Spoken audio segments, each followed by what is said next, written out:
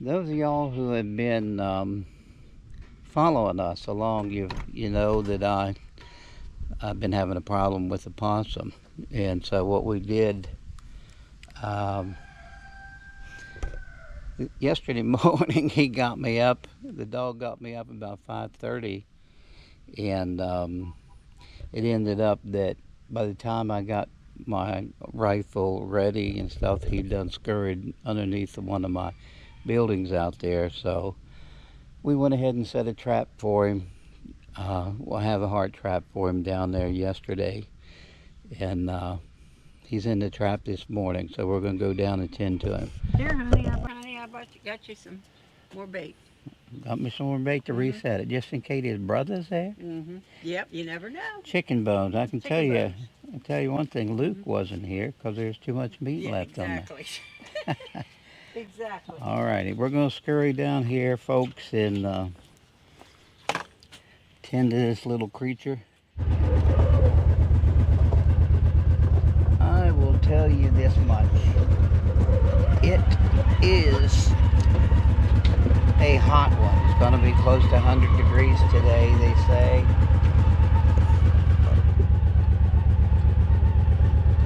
Nugget.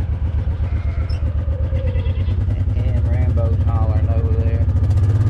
Rambo's our weathered ram. Weathered.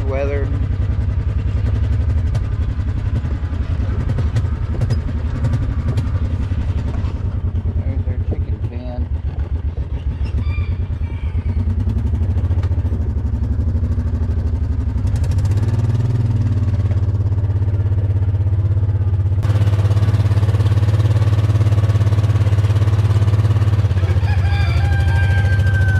All right, we are here. I'm gonna go pick up my prize. Put this emergency brake on so it don't go down the hill before we get there. What are you doing?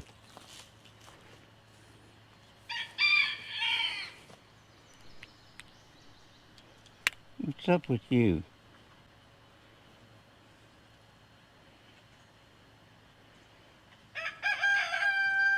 That was a little dummy you getting in there, you know that. I'm gonna have to take you somewhere. I don't know, maybe you'd like to ride along and see what it looks like. There's the chickens he was trying to suck some eggs in. He'd been getting a couple eggs there out of there, but he won't no more.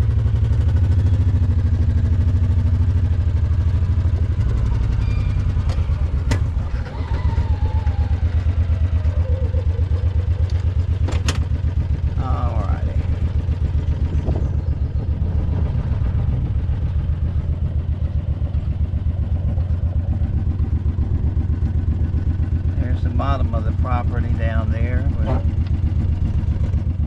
we sight in a lot of our rifles and coyote equipment.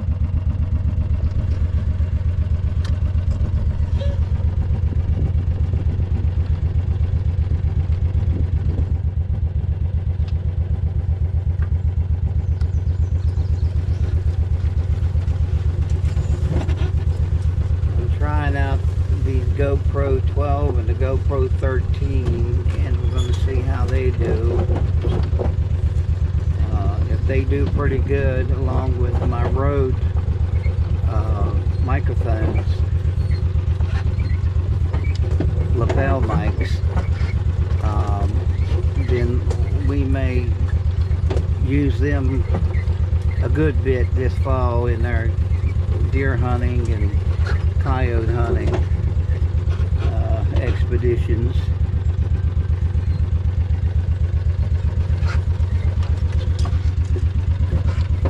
Okay, down through there.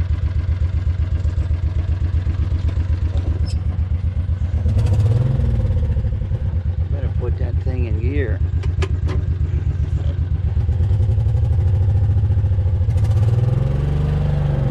Look over there, there's my elevated stand. Hope y'all can see that. sure you can. And it has sides and a top that go on it there. We take that off after season and put it back on right before the next season so it doesn't deteriorate in the sun and weather.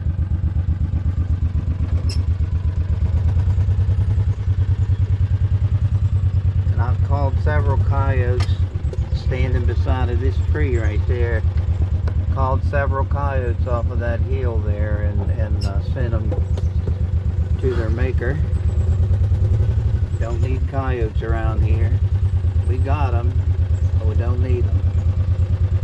So we try to, I don't want to say eliminate, because you'll never eliminate them rascals.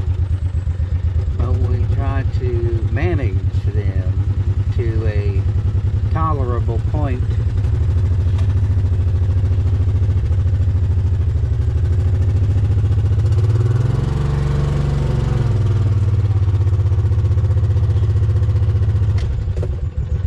Okay. Out through there, it's out through there is our property, all the way out there to those great big trees out there. And we have about 10 acres here. That's about all we have. But anyway, it's pretty well secluded. I like it. Let me get this squared away here. And then this is up toward the top again, where we just came from. Now my house is up that way, and this is another 5 acres we have right here, which makes 10. What do you think of that? 5 and 5 makes 10. All right, and like I say, this is not our property up there, but we bust the coyotes as they come off of that piece over there. All right, I'm gonna set you down right here.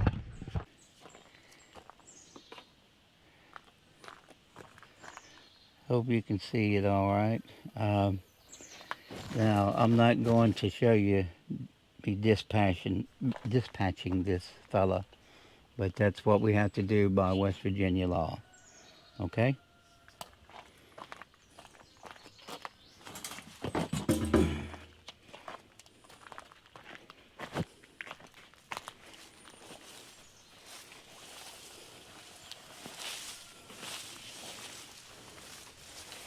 This is what you might call my bone pile.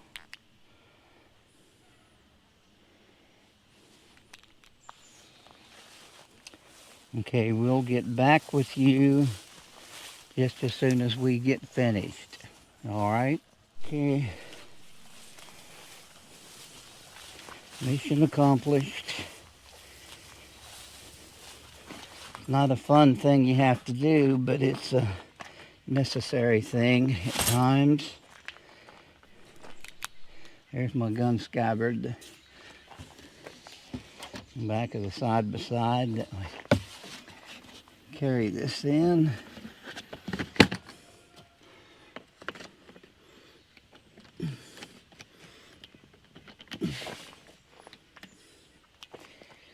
Let me go ahead and get these put up.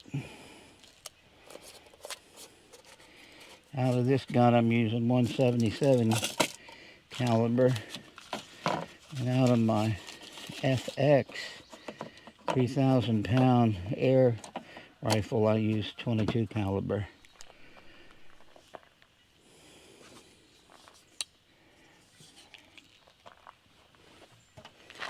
Okay, now we're going to head back up and reset this as Maw suggested.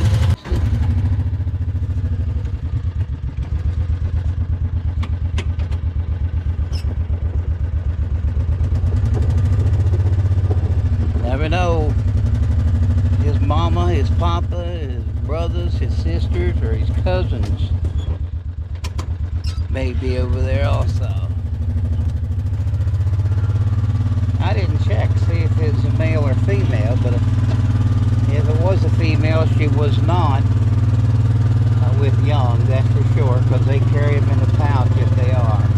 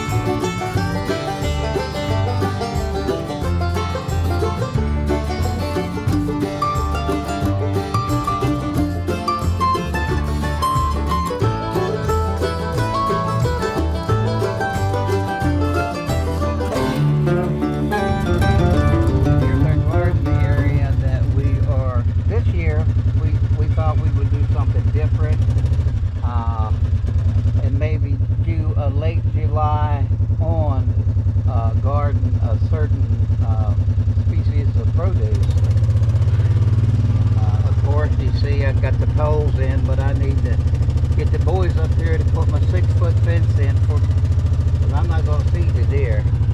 There's our elderberry tree, bush, whatever you call it, and it is loaded with elderberries, and I got to figure out some way. To protect them from the birds. Because the last several years they got them before I could get them. So, and then there's my, we usually plant tomatoes there at those trellises. I got 3 rows of trellises there. Then we have 2 rows of trellises here that we usually put our Roma or Amish paste, same thing, different wording. And then we have the bow. Just a minute, let me get up there.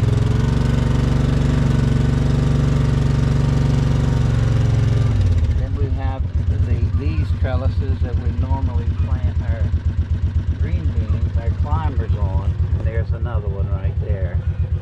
And then this little area we just plant different things in, like beets or turnips or peppers and whatever.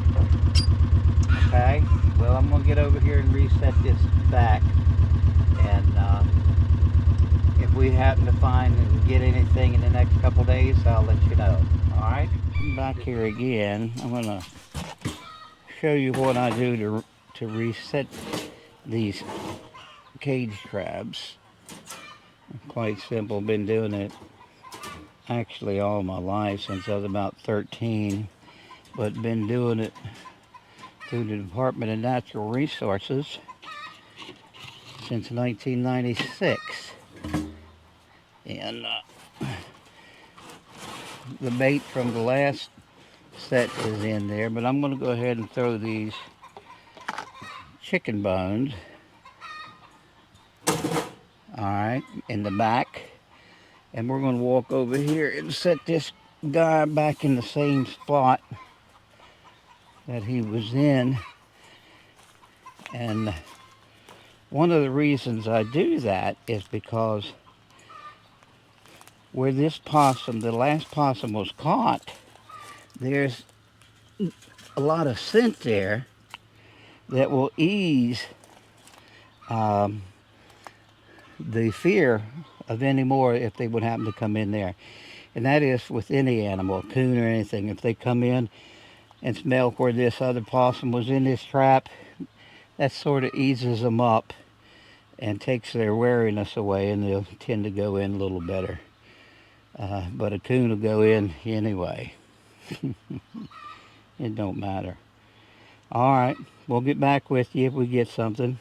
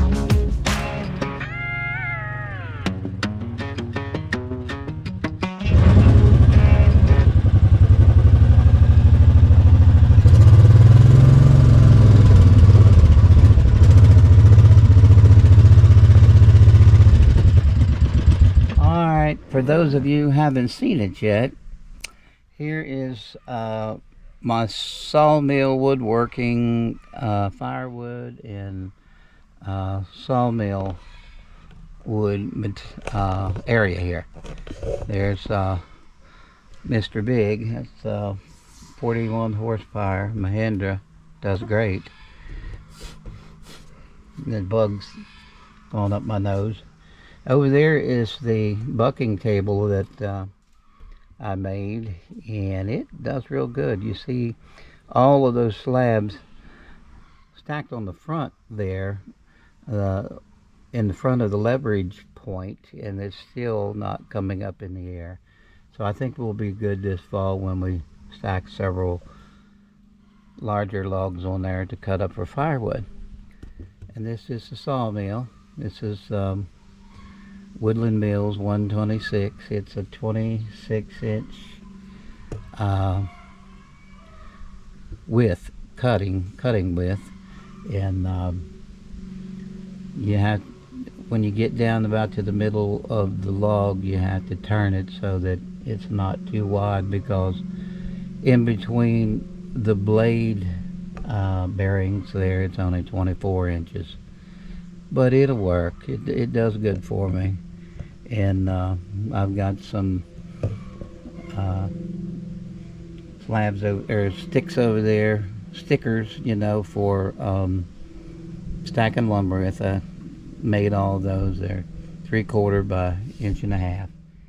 And whenever we get a bunch of walnut slabs, that's a bunch of walnut over there to the left side of those oaks stacked over there, and we're going to get those cut up in slabs directly. It looks like I got another big tree back there that needs to come down for some reason.